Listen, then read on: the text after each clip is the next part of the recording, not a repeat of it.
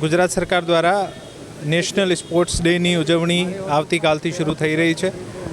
આવતીકાલે 29 તારીખે આ ઇવેન્ટની ઉજવણીની શરૂઆત આપણે રેસકોર્સ ખાતે મેજર ધ્યાનચંદજીની સ્મૃતિમાં હોકીનો એક ફ્રેન્ડલી મેચ રમીને અને પછી જિલ્લાની તમામ શાળાઓમાં અમુક સ્પોર્ટ્સ 1 કલાક જે છે સ્પોર્ટ્સના નામ આપીને સ્ટુડન્ટ્સ દ્વારા સ્પોર્ટ્સની એક્ટિવિટીઝ કરવામાં આવશે।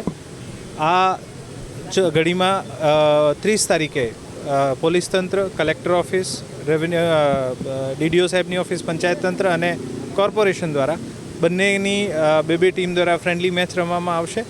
અને જે છેલ્લા દિવસ છે આ દિવસે સન્ડે ઓન સાયકલના ભાગરૂપે શહેરના મહાનગરપાલિકામાં કોર્પોરેશન દ્વારા અને 6 નગરપાલિકાઓ દ્વારા સન્ડે ઓન સાયકલ ઇવેન્ટનું આયોજન કરવામાં આવશે।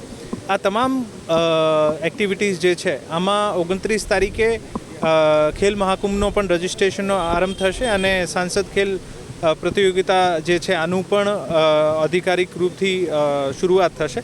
તો આ તમામ એક્ટિવિટીઝના એક સફળ ઇવેન્ટ બનાવવા માટે આજે pre event exercise, pre event એક પ્રોસેશન સેલિબ્રેશન જેવું પ્લાનિંગ કર્યું છે, જે અહીંયાથી શરૂ થઈને બાલભવન સુધી જશે, જ્યાં માનનીય મેયરશ્રી, માનનીય સાંસદ શ્રી રામભાઈ મોકરિયા અને ડીડીઓ સાહેબની ઉપસ્થિતિમાં, આરસીએમ શ્રી જાની સાહેબની ઉપસ્થિતિમાં આજે અમે શરૂ કરવામાં જઈ રહ્યા છે।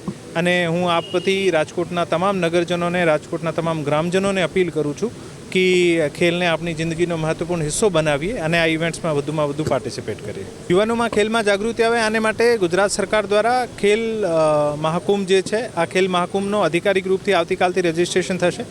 હું આપથી તમામને અપીલ કરું છું કે આમાં વધુમાં વધુ રજિસ્ટ્રેશન કરાવો। સાથે સાથે સાંસદ ખેલ પ્રતિયોગિતા છે, સાંસદ ખેલ મહોત્સવનો પણ આયોજન થઈ રહ્યો છે, આમાં પણ આપ વધુમાં વધુ પાર્ટિસિપેટ કરો અને મિનિમમ 1 કલાક જે છે આ પોતાને સ્વાસ્થ્ય માટે ફાળવો, જેથી આપણું આજનું સ્વાસ્થ્ય અને ભવિષ્યનું સ્વાસ્થ્ય સારું રહી શકે છે।